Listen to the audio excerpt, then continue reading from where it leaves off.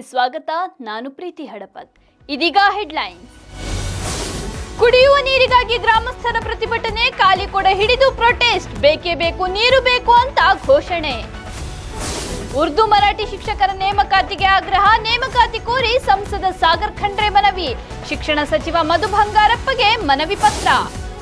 ರಸ್ತೆ ಅಗಲೀಕರಣದಿಂದ ಟ್ರಾಫಿಕ್ ಕಿರಿಕಿರಿ, ಅಗಲೀಕರಣ ನೀತಿ ವಿರುದ್ಧ ಸಾರ್ವಜನಿಕರ ಆಕ್ರೋಶ, ಅತ್ತ ಕಟ್ಟಡ ಡೆಮಾಲಿಷ್ಗೂ ಸ್ಪಂದಿಸದ ಮಾಲೀಕರು. ಕುಡಿಯುವ ನೀರಿಗಾಗಿ ಖಾಲಿ ಕೊಡಗಳೊಂದಿಗೆ ಗ್ರಾಮಸ್ಥರು ಪ್ರತಿಭಟನೆ ನಡೆಸಿರುವ ಘಟನೆ ಬೀದರ್ ಜಿಲ್ಲೆಯ ಚಿಟಗುಪ್ಪ ತಾಲೂಕಿನ ಮಂಗಲಗಿಯಲ್ಲಿ ನಡೆದಿದೆ.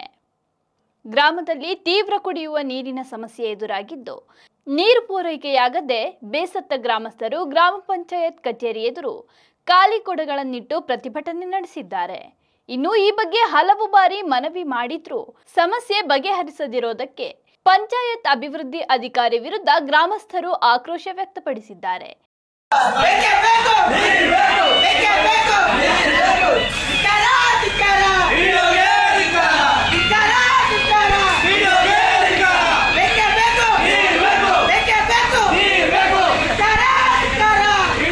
ಬೀದರ್ ನಗರದ ಗುಂಪಾರಿಂಗ್ ರಸ್ತೆಯಲ್ಲಿ ಪ್ರತಿದಿನ ಟ್ರಾಫಿಕ್ ಜಾಮ್ನಿಂದ ಸಾರ್ವಜನಿಕರ ಓಡಾಟಕ್ಕೆ ತೊಂದರೆ ಉಂಟಾಗಿದೆ. ರಸ್ತೆ ಅಗಲೀಕರಣ ಮಾಡಲಾಗುತ್ತಿದ್ದು, ಅತ್ತ ಕೆಲವು ಕಟ್ಟಡಗಳು ಡೆಮಾಲಿಷ್ ಆದೇಶವಿದ್ರೂ ಮಾಲೀಕರು ಡೆಮಾಲಿಷ್ ಮಾಡ್ತಾ ಇಲ್ಲ ಅನ್ನೋ ಆರೋಪವೂ ಕೇಳಿ ಬರ್ತಿದೆ. ಹೀಗಾಗಿ ರಸ್ತೆ ಅಗಲೀಕರಣಕ್ಕೆ ಸ್ಥಳೀಯರು ಆಕ್ರೋಶ ಹೊರಹಾಕಿದ್ದಾರೆ. ಈಗಾಗಲೇ ಜಿಲ್ಲಾಧಿಕಾರಿಗಳು, ಮಹಾನಗರ ಪಾಲಿಕೆ ಸದಸ್ಯರು ಹಾಗೂ ಆಯುಕ್ತರು ಸ್ಥಳಕ್ಕೆ ಭೇಟಿ ನೀಡಿದ್ದು, ಶೀಘ್ರದಲ್ಲೇ ಕ್ರಮಕ್ಕೆ ಒತ್ತಾಯಿಸಲಾಗುವುದು ಅಂತ ಪಾಲಿಕೆ ಸದಸ್ಯ ಶಶಿ ಹೊಸಳ್ಳಿ ಭರವಸೆ ನೀಡಿದ್ದಾರೆ. ಈ ಗುಂಪಾರಿಂಗ್ ರಸ್ತೆಯ ಅಕ್ಕಪಕ್ಕದಲ್ಲಿರುವ ನಾವು 3-4 ಜನ ನಗರಸಭೆ ಸದಸ್ಯರ ನೇತೃತ್ವದಲ್ಲಿ ರಸ್ತೆ ತಡೆ ಮಾಡಿ ಆ ರಸ್ತೆಯನ್ನು ಕ್ಲಿಯರ್ ಮಾಡಬೇಕು ಅನ್ನುವಂಥ ಹೋರಾಟ ಮಾಡಿದಾಗ ನಮ್ಮ ಜಿಲ್ಲಾಧಿಕಾರಿಗಳು ಮತ್ತು ನಮ್ಮ ಮಹಾನಗರ ಪಾಲಿಕೆ ಆಯುಕ್ತರು ನಮಗೆ ಆಶ್ವಾಸನೆಯನ್ನು ಕೊಟ್ಟಿದ್ದರು. ಅದನ್ನು ಅವ್ರಿಗೆ ಮನವಿ ಕೂಡ ಮಾಡಿದೆವು. ಅಲ್ಲಿದ್ದಂಥ ಮನೆಗಳು ಮತ್ತು ಖಾಲಿ ಸೈಟ್ಗಳು ಯಾರು ಬಡವರಿದ್ದಾರೋ ಅದರ ಬದಲಿ ನಿವೇಶನವನ್ನು ಕೊಟ್ಟು ತೆರವು ಮಾಡಬೇಕು. ಮತ್ತು ಆ ರಸ್ತೆ ಅಗಲೀಕರಣ ಮಾಡೋದು ಭಾಳ ವಿಶೇಷವಾಗಿ ಅದು ಹೈದರಾಬಾದ್ನಿಂದ ಏರ್ಪೋರ್ಟ್ ಹೋಗುವಂಥ ಏನು ರಸ್ತೆ ಇದೆ, ಅಲ್ಲಿ ಟ್ರಾಫಿಕ್ ಸಮಸ್ಯೆ ಭಾಳ ಆಗ್ತಾಯಿದೆ ಅಂತ ಹೇಳಿದೆವು. ಕೆಲವೇ ದಿನಗಳಲ್ಲಿ ಮಾಡ್ತೀವಿ ಅಂತ ಹೇಳಿ ಜಿಲ್ಲಾಧಿಕಾರಿಯವರು ಆಶ್ವಾಸನೆ ಕೊಟ್ಟಿದ್ದರು. ಮೊನ್ನೆ ಕೂಡ ಎಲ್ಲ ನಿವೇಶನ ಮಾಲೀಕರ ಜೊತೆ ಒಂದು ಸಭೆ ನಡೆಸಿ ಅತಿ ಶೀಘ್ರದಲ್ಲಿ ಮಾಡ್ತೀವಿ ಅಂತೇಳಿ ಒಪ್ಕೊಂಡಿದ್ದಾರೆ. ಕಾದು ನೋಡ್ತೀವಿ. ಇಲ್ಲಾಂದರೆ ಮತ್ತೊಂದು ಸಲ ಉಗ್ರವಾದ ಹೋರಾಟ ಮಾಡುವಂಥದ್ದು ನಾವು 3 ಜನ ಆ ಭಾಗದ ನಗರಸಭೆ ಸದಸ್ಯರು ಮಾಡ್ತೀವಿ. ಎಲ್ಲ ಟ್ರಾಫಿಕ್ ಎಲ್ಲ ಜಾಮ್ ಆಲತ್ತದು. ಯಾರು ನೋಡಲ್ಲ ಹೊಂಟಾರ, ಯಾರು ಮಾಡಲ್ಲ ಹೊಂಟಾರ, ಯಾರು ಇಲ್ಲ. ಸಮಸ್ಯೆ ತೋಲ್ ಪ್ರಾಬ್ಲಮ್ ನಡೆದಿಲ್ಲ ಗುಂಪಾರಿಂಗ್ ರೋಡಿಗೆ. ಎಲ್ಲ ಹೇಳೋದಿಲ್ಲ, ಕೇಳೋದಿಲ್ಲ ಯಾರು ಭೀ. ಈಗ ಸಾಬೂರು ಬಂದಾರ ಏನಾರ ಮಾಡ್ತಾರೆ ನಾವು ನೋಡಿ. ಶಾಲೆ ಮಕ್ಕಳಿಗೆ ಪ್ರೋಗ್ರಾಮ್ ಆಗತ್ತೆ, ಎಲ್ಲ ಟ್ರಾಫಿಕ್ ಜಾಮ್ ಆಲತ್ತ.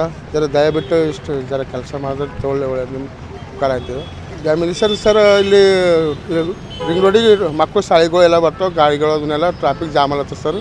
ಆದ್ಮೇಲೆ ಇದೀಗ ನಾವಿದ್ದೀವಿ ಬೀದರ್ನ ಒಂದು ರಿಂಗ್ ರಸ್ತೆಯಲ್ಲಿ, ಅಂದರೆ ಗುಂಪಾ ರಿಂಗ್ ರಸ್ತೆ ಎಂದೇ ಪ್ರಖ್ಯಾತಿಯನ್ನು ಪಡ್ಕೊಂಡಿದೆ. ಇಲ್ಲಿ ಪ್ರತಿನಿತ್ಯವೂ ಕೂಡ ಸುತ್ತ ಒಂದು 12 ಹಳ್ಳಿಗಳಿಂದ ಜನ ಸೇರ್ತಾರೆ. ಈ ಕಡೆ ಚಿಟ್ಟ ಅಮಲಾಪುರ ಇರ್ಬೋದು, ಈ ಕಡೆ ಬೀದರ್ ಸಿಟಿ ಹೋಗುವಂಥ ನಗರ ಇರ್ಬೋದು, ಈ ಕಡೆ ಹೈದರಾಬಾದ್ ರಸ್ತೆಗೆ ಶಾಪುರ್ ಗೇಟ್ ಕಡೆ ಹೋಗುವಂಥ ರಸ್ತೆ ಕೂಡ ಇದೆ. ಆಮೇಲೆ ಇನ್ನೊಂದು ಈ ಕಡೆ ಮೈಲೂರು ಕಡೆ ಹೋಗುವಂಥ ರಸ್ತೆ ಇದೆ. ಇದೀಗ ತಾವು ಬಿಲ್ಡಿಂಗನ್ನು ನೋಡ್ತಾ ಇದ್ದೀರಿ.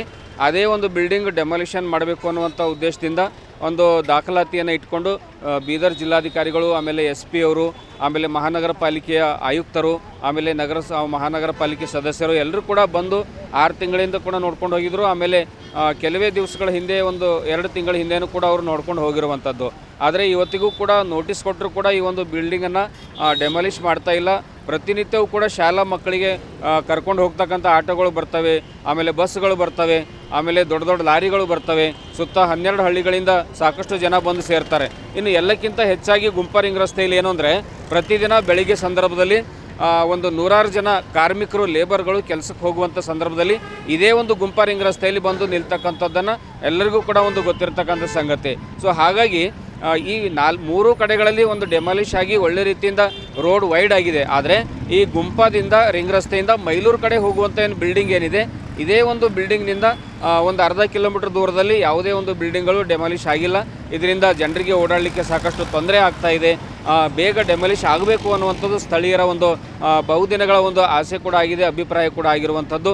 ಜನರು ಕೂಡ ತಮ್ಮ ಅಭಿಪ್ರಾಯವನ್ನು ವ್ಯಕ್ತಪಡಿಸ್ತಾ ಇದ್ದಾರೆ. ಆಮೇಲೆ ಈ ಗುಂಪಾ ರಿಂಗ್ ರಸ್ತೆಯಿಂದ ಮೈಲೂರು ಕಡೆ ಅಂದರೆ ಶಹಾಪುರ ಗೇಟ್ ಕಡೆ ಹೋಗುವಂಥ ಸಂದರ್ಭದಲ್ಲಿ ಕೂಡ ರಸ್ತೆ ಕೂಡ ಒಂದು ಕಳಪೆ ಮಟ್ಟದಲ್ಲಿ ಆಗಿದೆ ಅನ್ನುವಂಥದ್ದು ಕೂಡ ಜನರ ಒಂದು ಅಭಿಪ್ರಾಯ ಆಗಿರುವಂಥದ್ದು. ಸೊ ಹಾಗಾಗಿ ಆದಷ್ಟು ಬೇಗನೆ ಈ ಒಂದು ಬಿಲ್ಡಿಂಗ್ ಡೆಮಾಲಿಷ್ ಆಗಿ ಒಂದು ರಸ್ತೆ ವೈಡ್ ಆಗಲಿ, ರಸ್ತೆ ಅಗಲೀಕರಣ ಆಗಿ ಎಲ್ಲರಿಗೂ ಕೂಡ ಒಂದು ಟ್ರಾಫಿಕ್ ಸುಗಮವಾಗಿ ಓಡಾಡುವಂತಾಗಲಿ ಅನ್ನುವಂಥದ್ದು ಇಲ್ಲಿಯ ಒಂದು ಸ್ಥಳೀಯರ ಒಂದು ಅಭಿಪ್ರಾಯ ಕೂಡ ಆಗಿರುವಂಥದ್ದು. ಕ್ಯಾಮ್ರಾಮನ್ ವಿಜಯ್ ಕುಮಾರ್ ಜೊತೆ ಬೀದರ್ ಕ್ರಾಂತಿ, ಮಹಾರುದ್ರ ಡಾಕೊಳಗಿ, ವರದಿಗಾರರು ಬೀದರ್. ಟಿ ಮಿರ್ಜಾಪುರದಲ್ಲಿ ಜನಸಂಖ್ಯೆ ಹೆಚ್ಚಳದ ಹಿನ್ನೆಲೆಯಲ್ಲಿ ಬಡವರ ಮನೆ ನಿರ್ಮಾಣಕ್ಕೆ ಅರಣ್ಯ ಭೂಮಿ ಹಂಚಿಕೆ ಹಾಗೂ ಬಗರ ಹುಕುಂ ಸಾಗುವಳಿದಾರರಿಗೆ ಸಿ ಫಾರಂ ನೀಡುವಂತೆ ಆಗ್ರಹಿಸಿ ಸಿಪಿಐ ಮತ್ತು ಅಖಿಲ ಭಾರತ ಕಿಸಾನ್ ಸಭಾ ವತಿಯಿಂದ ಬೃಹತ್ ಪ್ರತಿಭಟನೆ ನಡೆಸಿ ಬಳಿಕ ಜಿಲ್ಲಾಧಿಕಾರಿ, ಅರಣ್ಯಾಧಿಕಾರಿ ಹಾಗೂ ತಹಸೀಲ್ದಾರರಿಗೆ ಮನವಿ ಪತ್ರ ಸಲ್ಲಿಸಲಾಯಿತು.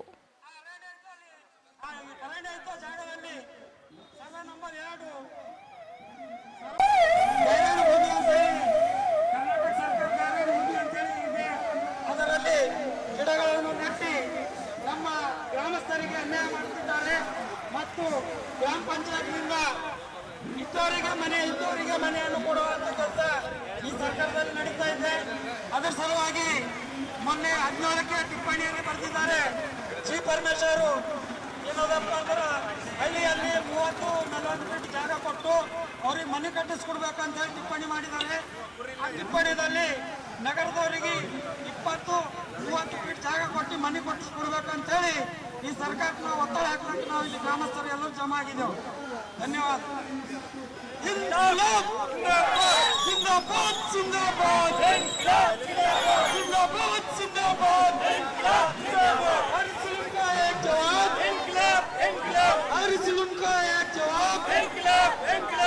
ವಿಶೇಷವಾಗಿ ಈ ಮುಷ್ಕರದ ಉದ್ದೇಶವೇನೆಂದರೆ ತೆಲುಗು ಮರ್ಜಾಪುರ್ ಅನ್ನತಕ್ಕಂಥ ಗ್ರಾಮಕ್ಕೆ ನಾವು ಅಕಸ್ಮಾತ್ತಾಗಿ ಭೇಟಿ ನೀಡಿದಾಗ ಜನರ ಸಮಸ್ಯೆಗಳೇನು, ಅವರು ಯಾವ ರೀತಿ ತನ್ನ ಜೀವಮಾನವನ್ನು ನಡೆಸ್ತಾ ಇದ್ದಾರೆ ಅನ್ನತಕ್ಕಂಥ ರೀತಿಯಲ್ಲಿ ನಾನು ಅನೇಕ ಗ್ರಾಮಗಳಿಗೆ ಆಗಾಗ ಭೇಟಿ ಇಡ್ತಾ ಇರಬೇಕಾದ್ರೆ ನಮ್ಮ ಟೀಮಿನವರು ನಾವು ಕೂಡ ಅಲ್ಲಿಗೆ ಹೋಗಿದಾಗ ತೆಲುಗು ಮರ್ಜಾಪುರ ಇಡೀ ಗ್ರಾಮದ ಹೆಣ್ಣು ಮಕ್ಕಳು, ಗಂಡು ಮಕ್ಕಳು ಬಂದು ಕೂತ್ಕೊಂಡು ನೂರಾರು ಜನರು ಬಂದು ನಮ್ಮನ್ನ ಸರ್ಕಾರ ಕಡೆಗಾಣಿಸ್ತಾ ಇದೆ.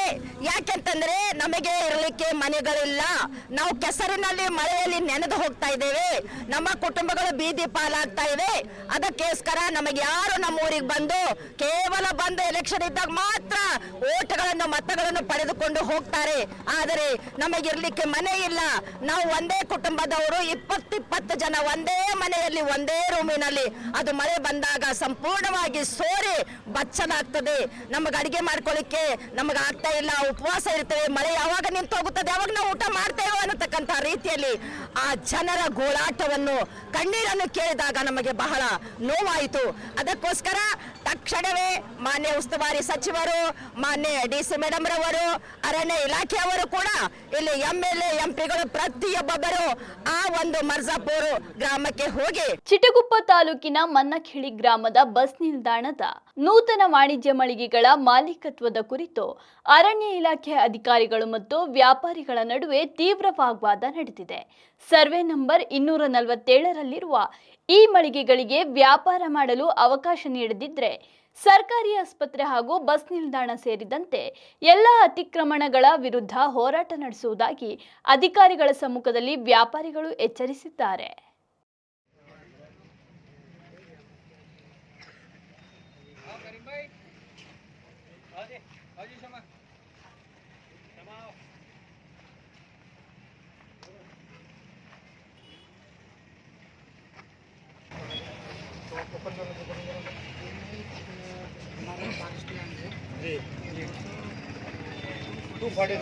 यस, इसमें हमारा RTC 26 पड़े हुआ है। हाँ, हाँ, और हमारे को रेवेन्यू डिपार्टमेंट वाले ने हैंड ओवर PSO है जी, 32 एकड़ जी, हमारे पास दाखिलाती है, सब कुछ है जी। ठीक है, भाई मैं बात कर रहा हूँ, बात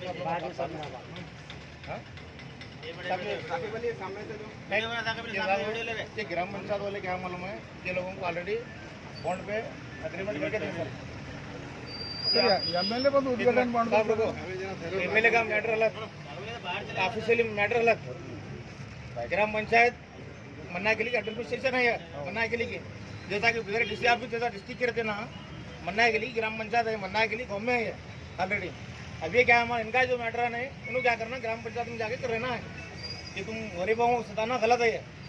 1 साल से 1.5 साल से आप लोग इन्होंने क्या करना था, 1 मिनट रुको, 1 साल से साहब ये लोग क्या करें मालूम है, इनके दुकाना पूरे बगर बोले कि डिमोलिश कर दिए पहले। हाँ, पहले तो वो परेशान, एक दुकान वाले का 4-4, 5-5, 10-10 लाख रुपए नुकसान हो गया था। 7 लाख रुपये हो गया सर। एक दुकान वाले का सुनो बोले, एक दुकान वाले का 8-8, 10-10 लाख रुपए नुकसान हो गया था। उसको क्या मालूम है, फिर बाद में बोले डीडी भरो, ये डीडी भरो हम तुमको दुकान देंगे। बोलो ग्राम पंचायत वाले बोले हम ग्राम पंचायत वाले को मानना नहीं मानना, आप बोलो। बोले हम लोग मानना नहीं मानना, ग्राम पंचायत को मानना नहीं मानना, आप बोलो सर। बोले आप ऑफिसर है, 1 मिनट रुको, 1 मिनट रुको जी।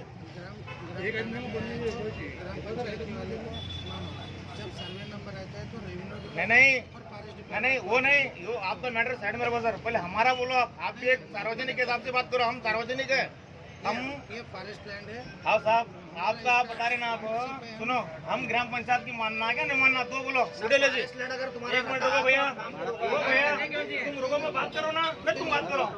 हम सर 1 मिनट, हम ग्राम पंचायत की बात को मानना है क्या नहीं मानना, आप ऑफिसर आप बोलो सर। आप बोलेंगे बात, मीडिया होना ये बात, पहले मानना देने को मानना तो पब्लिक, ग्राम पंचायत को मानना है नहीं मानना, आप बोलना सर पहले, उसके बाद मैं आपको बोल दूँ। मानना नहीं मानना आप बोलो। ग्राम पंचायत अधिकारी है, ग्राम पंचायत चेयरमैन है, उनको मानना है क्या हमने, मानना आप बोलो। नहीं बोलो तो आज से हम जंगल राज कर लेते हैं, मन्ना के लिए हमारे हिसाब से हम कर लेते हैं। आप बोलो, आप ऑफिसर आप बोलने के बाद उसके बाद आप बोलो सर आपका क्या है, बोला साहब। ग्राम पंचायत की माने बोल के हम क्या है मालूम है, डिटेल भरे हम ग्राम पंचायत। हाँ, अब हम मानना नहीं मानना ग्राम पंचायत, आप बोलो, आप बोलो, हम सुन रहे हैं आपकी बात, अब बोलो। आप कैसा करना बोलो साहब। सर पहले 13 तिंगड़ है सर। रुको सेठ, हालत रुको सेठ। हाँ नहीं बोलो तो आपको मान ले सर, हम करना कैसा, आप बोलो सर, आप बोलो। आप ये गरीबों को देखने वाले हैं, आप बोलो कैसा करना। काम पूरा कंप्लीट होना सर, ये कंप्लीट करने के लिए काम करने नहीं देना था, पहले पूरा कंप्लीट होने के बाद नहीं पंचायत को नको बना बोलो तो मैंने बोलते सर, आप बोलो, आप ऑफिसर बोलो, खत्म हो गया ग्राम पंचायत को बोलो। आप आपका मामला साहब जब भी आते ग्राम पंचायत डिपार्टमेंट लगा, फॉरेस्ट डिपार्टमेंट लगा, पूरे मिनिस्टर एक जगह बैठे हुआ चाहिए। ಸೆಪ್ಟೆಂಬರ್ 19ರಂದು ಜಿಲ್ಲೆಯ ಎಲ್ಲ ನ್ಯಾಯಾಲಯಗಳಲ್ಲಿ ಲೋಕ್ ಅದಾಲತ್ ಆಯೋಜನೆಯಾಗಿದೆ. ರಾಜಿ ಸಂಧಾನದ ಮೂಲಕ ಪ್ರಕರಣಗಳನ್ನು ಇತ್ಯರ್ಥಗೊಳಿಸಿಕೊಳ್ಳಿ ಎಂದು ನ್ಯಾಯಾಧೀಶರಾದ ಎಸ್.ಬಿ. ರೆಹಮಾನ್ ಹೇಳಿದರು. ಲೋಕ್ ಅದಾಲತ್ನಲ್ಲಿ ಒಪ್ಪಂದವಾದ ಪ್ರಕರಣಗಳಿಗೆ ಯಾವುದೇ ಮೇಲ್ಮನವಿ ಸಲ್ಲಿಸಲು ಅವಕಾಶಗಳಿರೋದಿಲ್ಲ ಎಂದು ಅವರು ಸ್ಪಷ್ಟಪಡಿಸಿದ್ದಾರೆ. ಮುಂಬರುವ ಲೋಕ ಅದಾಲತ್ ಕುರಿತಂತೆ ನಾವು ಕೈಗೊಂಡ ಕ್ರಮಗಳು ಮತ್ತು ಅದಕ್ಕೆ ಬೇಕಾದಂತಹ ಪ್ರಚಾರವನ್ನು ಕೊಡಲಿಕ್ಕೆ ತಮ್ಮೆಲ್ಲರೂ ಕೂಡ ಹೇಳ್ಕೊಟ್ಟಿದ್ದೀವಿ. ಮೊದಲೇದು ಒಂದು ಸ್ಪಷ್ಟಪಡಿಸಬೇಕಾಗಿದೆ ಏನಂದ್ರೆ, ಮೊದಲು ನಮ್ಮ ಕರ್ನಾಟಕ ಲೀಗಲ್ ಸರ್ವಿಸ್ ಅಥಾರಿಟಿಯಿಂದ ಲೋಕ ಅದಾಲತನ್ನು 12/9/2026 ಮಾಡಬೇಕಾಗಿತ್ತು. ಆದರೆ ಅನಿವಾರ್ಯ ಕಾರಣಗಳಿಂದ ಅದನ್ನ ಒಂದು ವಾರದಲ್ಲಿ ಮುಂದೂಡಿ ಅದನ್ನ 19/9/2026 ಮಾಡ್ತಾ ಇದ್ದಾರೆ. ನಮ್ಮ ಜಿಲ್ಲೆಯಲ್ಲಿ ಇರ್ತಕ್ಕಂಥ ಒಟ್ಟು 31,166 ಪ್ರಕರಣಗಳಲ್ಲಿ ಈಗಾಗಲೇ ನಾವು ಸುಮಾರು 3,000 ಪ್ರಕರಣಗಳನ್ನ ಗುರುತಿಸಿದ್ದೇವೆ. ಮುಂದಿನ ಹಂತದಲ್ಲಿ ಇನ್ನೂ ಹೆಚ್ಚಿನ ಪ್ರಕರಣಗಳನ್ನು ಗುರುತಿಸಿ ಅವುಗಳನ್ನ ಇತ್ಯರ್ಥಪಡಿಸುವಂತಹ ಪೂರ್ವ ತಯಾರಿಯನ್ನ ಮಾಡ್ಕೊಳ್ತಾ ಇದ್ದೀವಿ. ಅವಕಾಶ ನೀಡದೆ ಸಮಾಲೋಚನೆ ಹಾಗೂ ಸಂವಿಧಾನಾತ್ಮಕ ಕ್ರಮಗಳ ಮೂಲಕ ಪರಿಹರಿಸುತ್ತೇವೆಂದು ಸಹ ಪ್ರತಿಜ್ಞೆ ಮಾಡುತ್ತೇನೆ. ನೀವೆಲ್ಲ ನಿಮ್ಮ ಏನು ಈ ಸಾರ್ವಜನಿಕರಿಗಾಗಿ ನಾವು ಅವರ ಕಲ್ಯಾಣಕ್ಕಾಗಿ ಒಳ್ಳೆದಕ್ಕೋಸ್ಕರಾಗಿ ಏನು ಪ್ರತಿ 2-3 ತಿಂಗಳಿಗೆ ಒಂದ್ಸರಿ ರಾಷ್ಟ್ರೀಯ ಲೋಕ ಅದಾಲತ್ಗಳನ್ನ ಮಾಡ್ತಾ ಬಂದಿದ್ದೀವಿ. ಅದಕ್ಕೋಸ್ಕರ ನಿಮ್ಮ ಕೋಆಪರೇಷನ್ ಮುಂದುವರಿಬೇಕಂತ ಹೇಳ್ಬಿಟ್ಟು ಕೋರ್ಕೊಳ್ತೀನಿ. ಇವಿಷ್ಟು ಈ ದಿನದ ಸುದ್ದಿಗಳು. ನಾಳೆ ಮತ್ತೆ ಹೊಸ ಸುದ್ದಿಗಳೊಂದಿಗೆ ಬರ್ತೀನಿ. ನಮಸ್ಕಾರ.